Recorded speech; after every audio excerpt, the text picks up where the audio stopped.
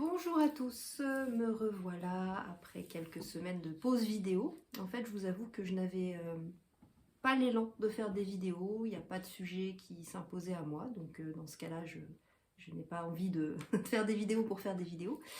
Donc j'ai laissé passer quelques semaines et puis hier, j'ai eu une prise de conscience que j'avais envie de vous partager ce matin.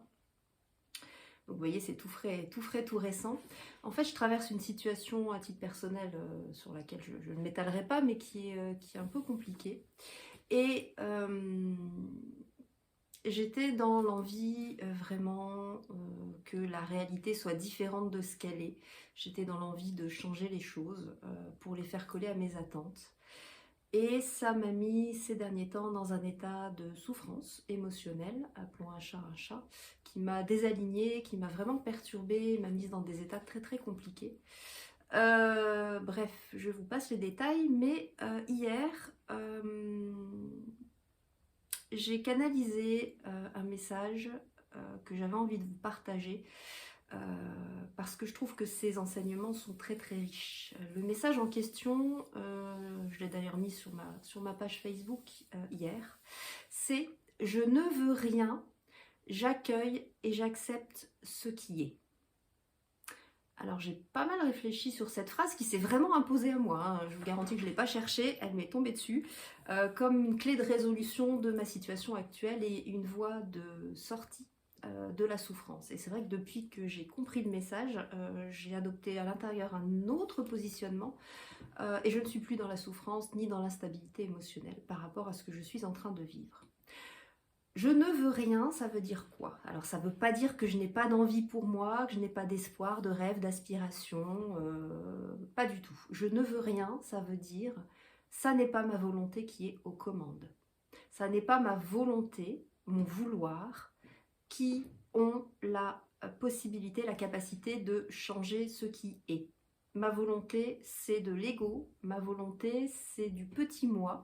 Ma volonté n'a rien à faire dans cette histoire et on me demande là de lâcher le vouloir, donc de lâcher les attentes. En fait, ce qui nous fait souffrir dans la plupart des situations que l'on vit, c'est lorsque la réalité n'est pas en phase avec nos aspirations et nos attentes. Et le mécanisme dans ces cas-là va être de vouloir changer ce qui est, de vouloir changer cette réalité qui s'offre à moi de manière à la modeler par rapport à mes attentes. Ce qui veut dire que je cherche à contrôler la réalité, à contrôler la situation ou à contrôler l'autre pour changer les choses de manière à ce que ça vienne s'emboîter, s'imbriquer et coller parfaitement à mes attentes. Sauf que la vie, on ne peut pas la contrôler. La vie, elle s'écoule, elle coule, c'est notre enseignante, c'est la source qui nous envoie les situations, les épreuves qui vont nous faire grandir, évoluer, qui vont nous enseigner. Et vous comprenez bien qu'on n'a aucun pouvoir sur ce que la source et la vie ont décidé de nous envoyer. Donc, en comprenant que je dois lâcher la volonté, ça veut dire que je dois lâcher mes attentes. En tout cas, je dois arrêter d'attendre que la réalité soit autre. Si la réalité est ce qu'elle est, c'est parce que j'ai quelque chose à en comprendre. La suite de la phrase, c'est « j'accueille et j'accepte ce qui est ». C'est-à-dire qu'on me demande de me mettre dans une attitude de total lâcher-prise par rapport à ce qui se présente à moi. Plus je vais accueillir les choses telles qu'elles viennent vers moi, plus je vais être en capacité de me dire « Ok, il se passe ça. Encore une fois, qu'est-ce que ça vient m'enseigner sur ce que je vibre à l'intérieur? Qu'est-ce que ça vient m'enseigner pourquoi c'est souffrant? Qu'est-ce qui se passe en moi? Quelles sont ces attentes et ces peurs que j'ai qui rendent les choses souffrantes? En d'autres termes, jusqu'alors, je me concentrais dans cette situation que j'ai évoquée sans l'évoquer, je me concentrais sur l'extérieur, sur vouloir changer l'extérieur. Alors qu'en réalité, ce qu'on me demande, c'est de regarder à l'intérieur pourquoi j'ai attiré ça à moi. Qu'est-ce que cette situation, cette relation vient me dire de moi, de là où j'en suis, moi, et de mes peurs, et de ce que j'ai à devoir guérir, de mes blessures. En fait, plus on se concentre sur cette envie, cette volonté de changer ce qui est, quelque part, plus on perd d'énergie, on met l'énergie, notre énergie, au mauvais endroit. En fait, on va créer de la résistance, c'est-à-dire qu'on va amplifier la souffrance en luttant contre ce qui est, alors que lorsque on choisit de lâcher prise, c'est-à-dire de comprendre que, ok, tout est juste, donc cette situation, elle arrive vers moi pour que j'en comprenne quelque chose, et que je fasse des choix, que je prenne des décisions alignées avec vraiment qui je suis et ce qui est bon pour moi, plutôt que de continuer à espérer que les situations changent ou les gens changent, etc.